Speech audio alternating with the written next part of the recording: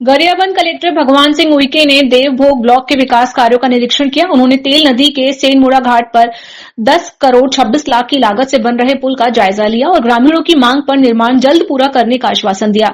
सुपेबेड़ा गांव में 8 करोड़ की जल प्रदाय योजना में देरी पर नाराजगी जताई और 3 घंटे में काम पूरा करने के निर्देश दिए। सुपेबेड़ा अस्पताल में किडनी रोगियों ने दवा और सुविधाओं की कमी की शिकायत की। डॉक्टरों ने जनरेटर के डीजल बिल भुगतान न होने से डायलिसिस सेवा प्रभावित होने की बात कही। कलेक्टर ने टीएल बैठक में मामला उठाकर जल्द समाधान का भरोसा दिलाया।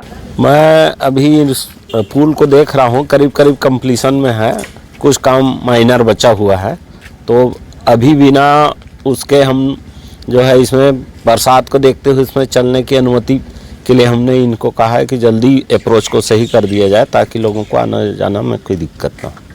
नहीं, ये काम अभी इसका चल रहा है। अभी हमने कहा है कि इसको 3 महीने के अंदर कंप्लीट कर दें ताकि 9 गांव जो है इस नल जल से प्रभावित वो है लाभान्वित होंगे, उनको इसका लाभ मिलेगा। अभी देखते हैं, अभी तो निर्देश दिए हैं, नहीं काम करेंगे तो उसके खिलाफ फिर कार्रवाई करेंगे।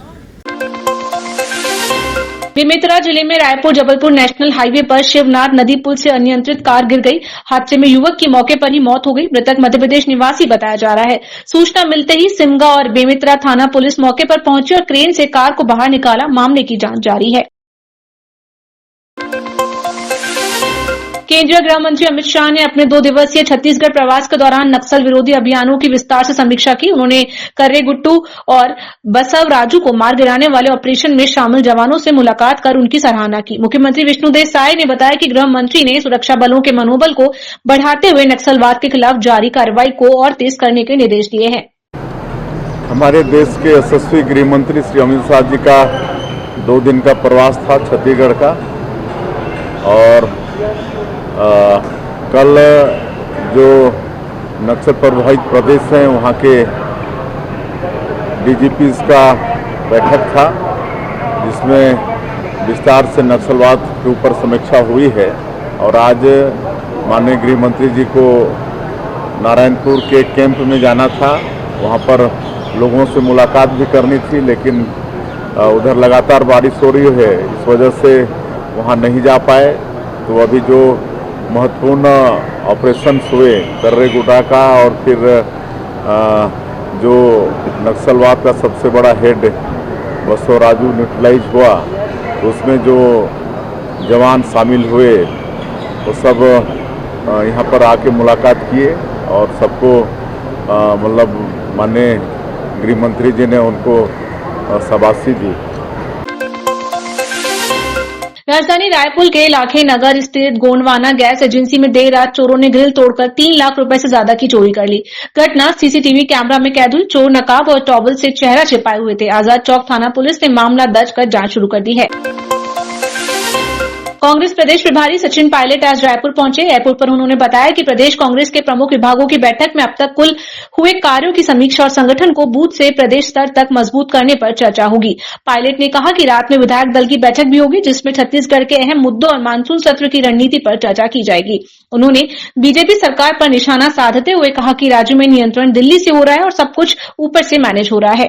आज पूरे प्रदेश से हमारी पार्टी के जो कार्यकारिणी के सदस्य हैं, जिला कांग्रेस के अध्यक्ष हैं, हमारे संगठन के जो प्रमुख सेल्स एंड डिपार्टमेंट्स हैं, विभाग हैं, उन सब की हम लोग आज एक मीटिंग ले रहे हैं। अब तक जो हमने काम किए हैं उसकी रिपोर्ट ले रहे हैं और भविष्य में हम लोगों को क्या रूपरेखा बनानी है, क्योंकि संगठन को आप जानते हैं कि 2025 का जो वर्ष है वो राहुल गांधी जी और खड़गे जी ने समर्पित किया है संगठन के लिए।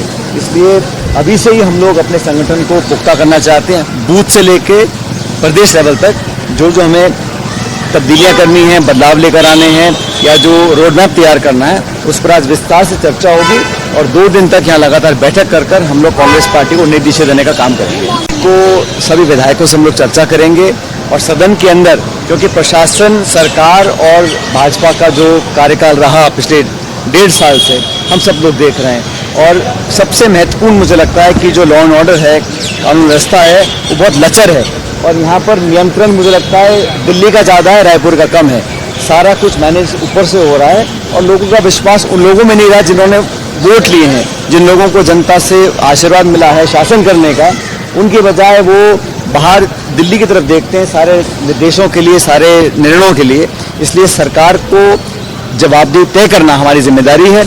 सदन के अंदर हमारे विधायकों ने बहुत प्रभावशाली तरीके से मुद्दों को उठाया है, लेकिन स्टेट के जो इश्यूज हैं उन पर चर्चा करेंगे और सभी विधायकों से चर्चा करने के बाद आने वाले मानसून सत्र की रणनीति बनाएंगे।